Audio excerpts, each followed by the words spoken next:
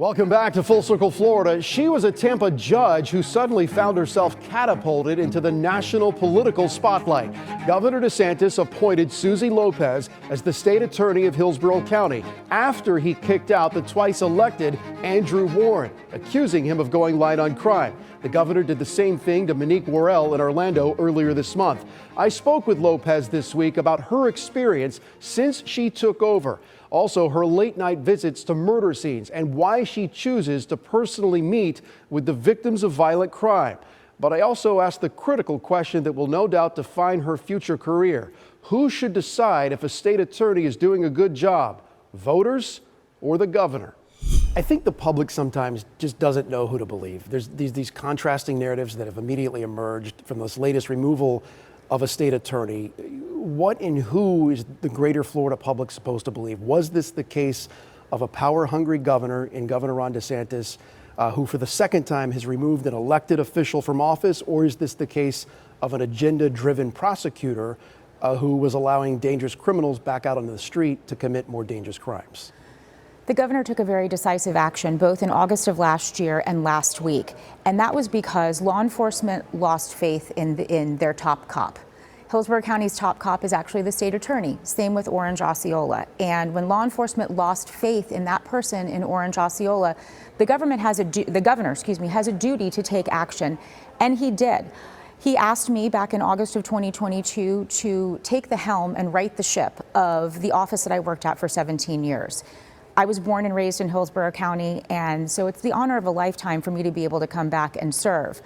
Why not let the voters decide, though? If a state attorney is not doing their job in the eyes of a governor and someone runs against that state attorney, why not let the voters make the decision? They're obviously the ones that put that person into office. From what we've seen from the court rulings thus far in Mr. Warren's litigation against the governor, everything's been upheld thus far.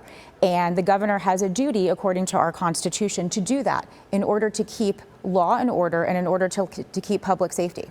Do you see, though, the concern that democracy is being interrupted here, that the will of the people is being subverted because an elected official is removed and the governor is making the call and not the people? The governor was overwhelmingly reelected in November of last year, so that is the will of the people. What is the culture inside the Hillsborough County State Attorney's Office under your tenure after the removal of Andrew Warren? I would love for you to come spend the day with me, Paul. The culture is absolutely incredible. No one left in protest. It took a couple days for people to kind of realize what was happening, but it's given everyone in the office, from support staff and investigators to our victim advocates and our attorneys, an opportunity to do their jobs. Our relationship with law enforcement was non-existent when I came back into the office, and now we spend so much time with law enforcement. We've developed a program called Bridging the Badge, and with that program, in the latter part of 2022, everyone in the office had to do a ride-along with law enforcement. They got to choose the agency, but they got to see what a cop did in a shift.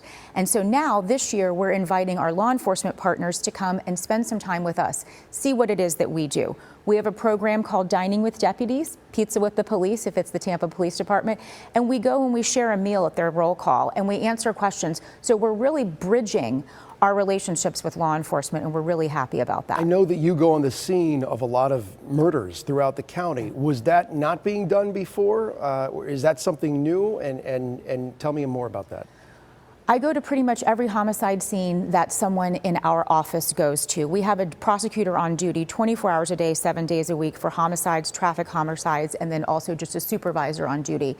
And so that was not being done. And part of rebuilding those relationships with law enforcement, it's great for me to sit around a table with the sheriff and the command staff or the chief of police, but it's really getting out there, talking to those young deputies, those midnight patrol deputies who have questions about how our office works, about their cases that they're working. That's where those relationships are built. So I'm out a lot. What about some of the reforms that Andrew Warren ran on, that people elected him for, that were popular enough to elect him to office? Some of these diversion programs, particularly for youth that are troubled, that end up committing a crime, and they're not, sort of prosecuted their entire life for it. Is any of that being carried over? Absolutely. Our diversion programs are wonderful. Many of them existed before Mr. Warren came into office. In fact, the numbers for our misdemeanor and felony diversion programs, we've had more people go into those programs from August 1st of last year until this year than we did in the previous year. As far as juvenile diversion programs go, juvenile diversion programs are meant for when a kid steals a bike or breaks into a car and steals something, not a firearm of course, or steals something from a 7-Eleven. What we're seeing now is an incredibly huge uptick in gun violence, specifically with teens. People are leaving their car doors unlocked, and that's how guns are getting into the hands of teenagers. And so when there's a firearm involved and a teenager shoots someone, or God forbid, kills someone, those juvenile diversion programs are not appropriate. The way this went down with Waring being removed and you being put in, it was sort of framed in a way that the governor's the one pulling the strings here. Do you have autonomy when it comes to the kinds of cases that you pursue and the kinds of cases that you don't pursue? Absolutely. The governor entrusted me with righting the ship with this office, and in the last year, that's exactly what we've done. I don't have any communication with the governor. He doesn't tell me what to do. He's entrusted me to lead this office, and over the course of the last year, that's exactly what I've done. You're going to run next year for state attorney. Yeah. Andrew Warren still fighting to get his job back, hasn't decided if he's going to run yet, or at least he hasn't gone on record. Why should voters believe they're better off with you in charge if he's the one who was elected twice? I extended the invitation for you to come spend the day with me. I would love for people to come and see what it is that we do. We are so much more than just in the courthouse. I go to the courtrooms every single day. I'm there to support my attorneys. I'm there to support law enforcement. I'm a boots on the ground prosecutor, and so I believe in servant leadership, and that's what I do. And I spend all of my time supporting our attorneys and meeting with community leaders.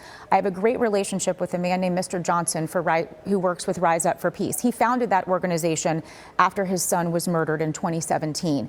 That's what the important work, speaking with law enforcement, speaking with our community members, and speaking with victims. Victims of crime, specifically next of kin and homicide cases, used to get a form letter in the mail. And when I came into office last year, I felt that that was unacceptable. And so now, and this morning, I had the honor of meeting with the 40th family that I've met with in the last year who've lost someone as a result of a homicide in Hillsborough County. They get to know us, we get to know them. And so I'm much more, like I said, boots on the ground. This was obviously a difficult position to be thrown into under this kind of spotlight, but what have you learned about yourself throughout this, and what have you learned about the people who you serve every day? I'm so proud to serve my hometown. I know that you stand here and you serve your hometown every day, and there's a special pride that you get. I was born and raised in Tampa, and what I've learned about my community, about our community, is that everyone really wants the same thing. Everyone wants safer neighborhoods. They want kids to be safe in their schools, and they want kids and everyone to be able to play basketball or take a walk in their neighborhood at night and be safe. So whether it is a black, a brown, a white neighborhood, everyone wants the same thing. And what I found is that when we all work together, having rebuilt these relationships with law enforcement, when we all stand together, I've had a bunch of community events over the last couple of weeks, getting ready for back to school. I served off of a buffet line the other day, and I was working with different members of the community. We work with our public defender at events. When everyone works together and collaborates, the mission of public safety is advanced, and we're a safer place for it. State Attorney Suzy Lopez, thank you for your time. Thank you. Full Circle Florida continues right after this.